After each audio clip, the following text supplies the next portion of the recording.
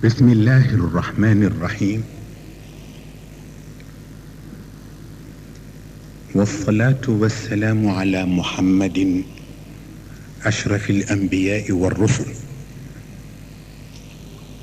وعلى آله وأصحابه المصطفين الأخيار.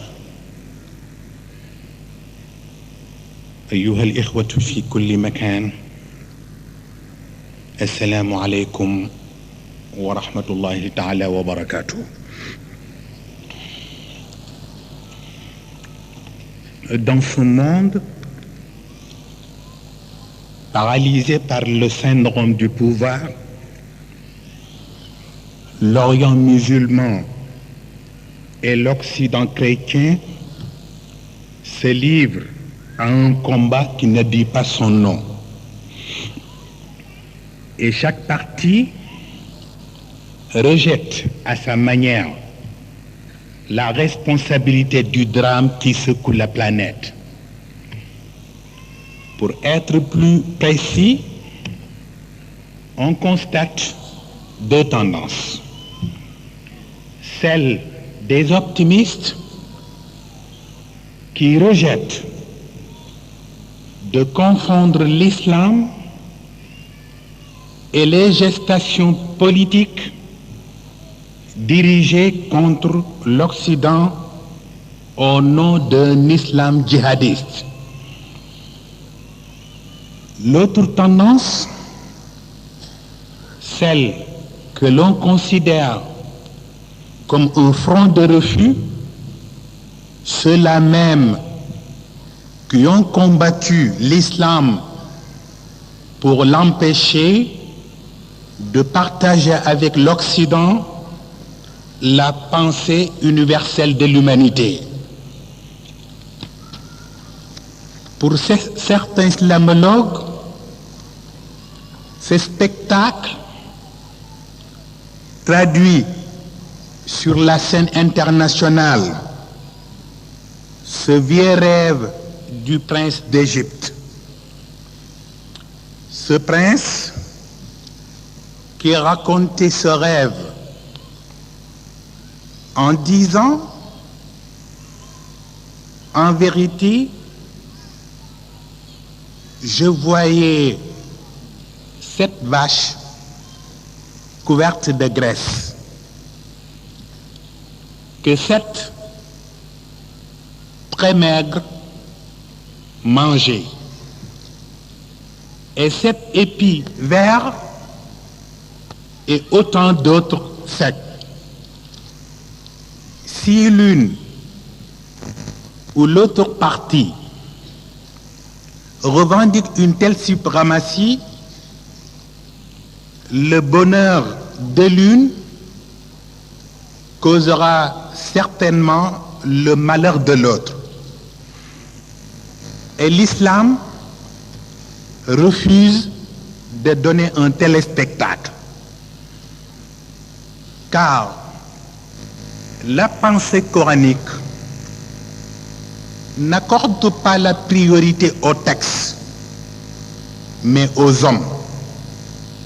Ces hommes qui se particularisent par leur sens du devoir et qui s'identifient par le respect aux droits.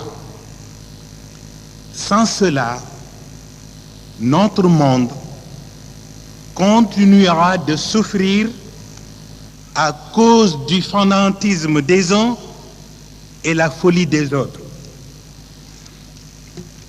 Si l'islam résiste pendant 15 siècles aux caprices et aux perversités, c'est pour offrir à l'humanité ses services et ses compétences qui ont interposé comme une sorte de régulateur pour empêcher le haut des uns de piétiner le bas des autres.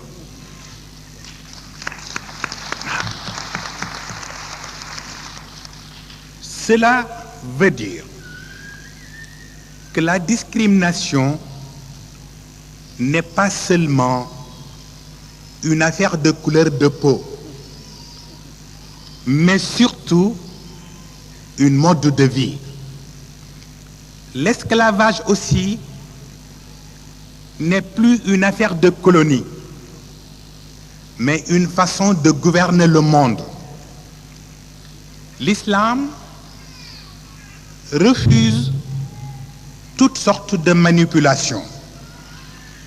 Le Saint-Coran nous dit point de contrainte dans l'islam. Donc l'islam encourage la liberté et l'indépendance. Mais liberté et indépendance n'expliquent pas ici transformer tout, y compris la religion, en libre service où tout est permis. Voilà. Voilà. Même en présence de rigueur apparente d'une telle ou telle loi, la raison exige une certaine discipline.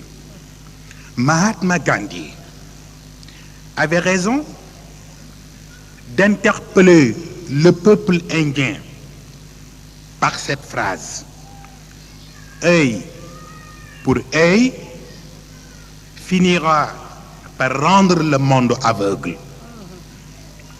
Imaginez-vous un monde aveugle. Le désastre que cela peut causer, surtout aux vieillards, aux femmes et aux enfants innocents. Et pour s'en débarrasser, il ne suffit pas de disposer seulement de canne blanche, mais essentiellement de blanchir les cœurs sales.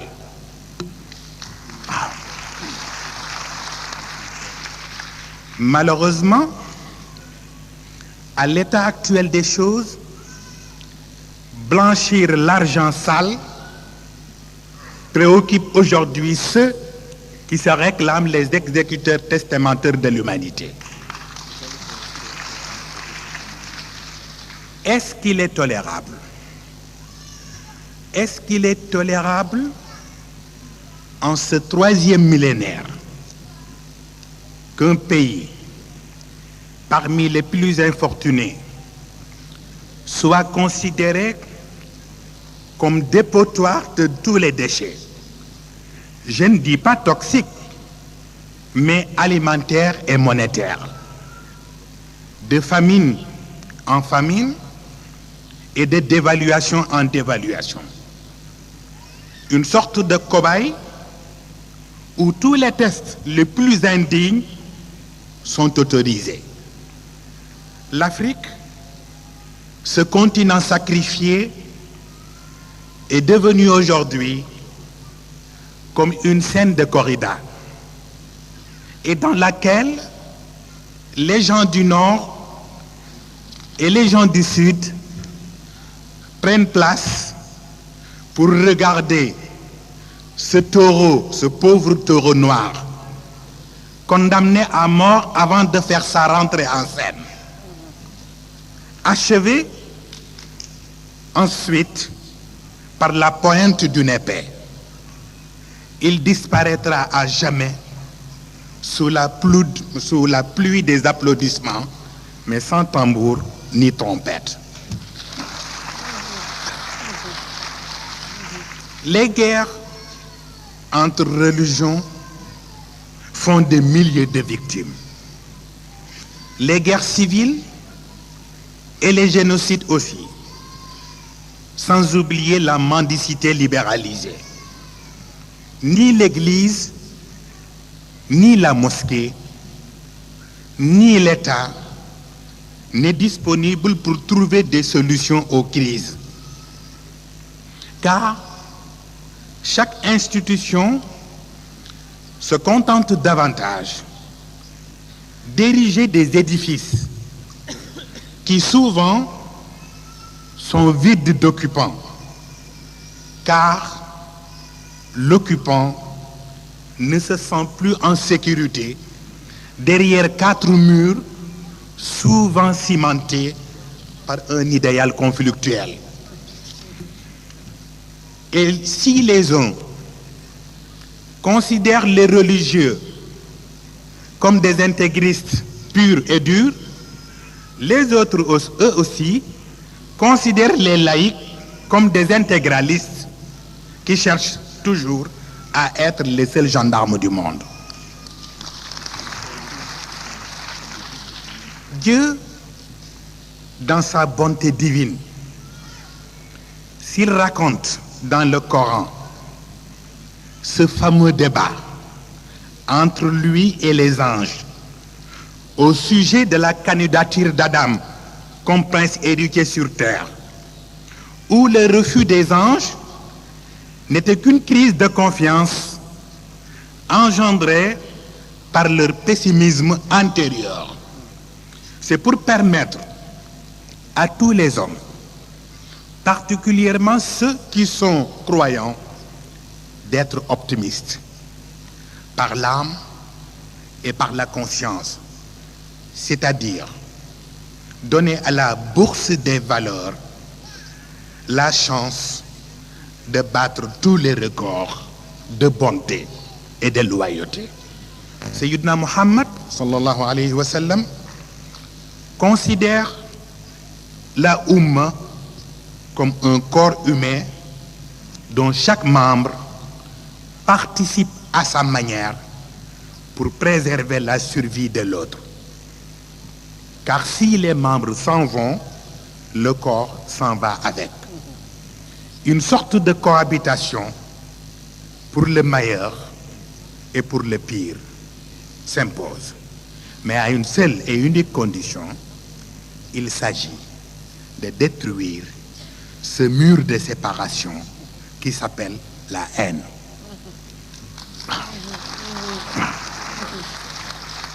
Même si les hommes des deux civilisations, orientale et occidentale, n'arrivent pas à s'accepter les uns les autres, il faut installer la tolérance comme voiture de course. Mais entre la ligne de départ et la ligne d'arrivée, seuls les bons cœurs y arrivent avec succès. Certes, les uns parlent aujourd'hui de l'antisémitisme, mais d'autres parlent aussi de l'anti-islamisme. Et nos frères chrétiens se cachent quelque part pour calmer le jeu.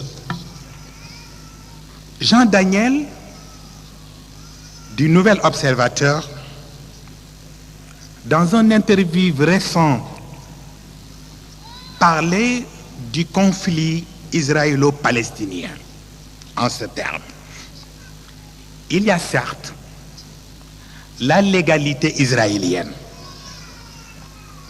mais aussi il y a la légitimité palestinienne. Entendons par là que la paix au Moyen-Orient ne peut être effective que si Israël légalise un État palestinien.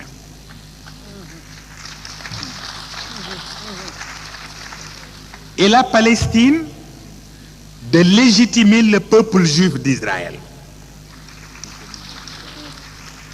Tant que l'opinion des uns et des autres campe sur un État sans terre et une terre sans État, il risque de basculer les deux peuples dans une guerre où l'étoile de David ne cohabite jamais avec le croissant musulman. Donc, pour réconcilier l'Orient musulman et l'Occident chrétien, il faut nécessairement optimiser le pessimisme. Optimiser le pessimisme des uns et pessimiser l'optimisme des autres. Et pour obtenir un résultat positif, il faut deux conditions. Une, que les médias occidentaux cessent de montrer au monde un islam de clichés qui dénature la nature profonde du musulman. Deux, que les oulémas musulmans cessent de diaboliser l'Occident aux yeux des générations montantes et de faire d'eux les ennemis éternels de l'islam. Dieu, créateur des univers et des hommes, n'a ni patrie, ni famille, ni peuple élite.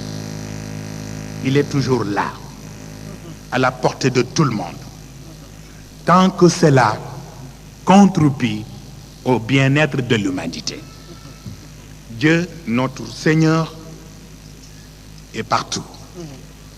Au bon entendeur, salut. Wassalamu alaikum wa rahmatullahi ta'ala wa barakatuh.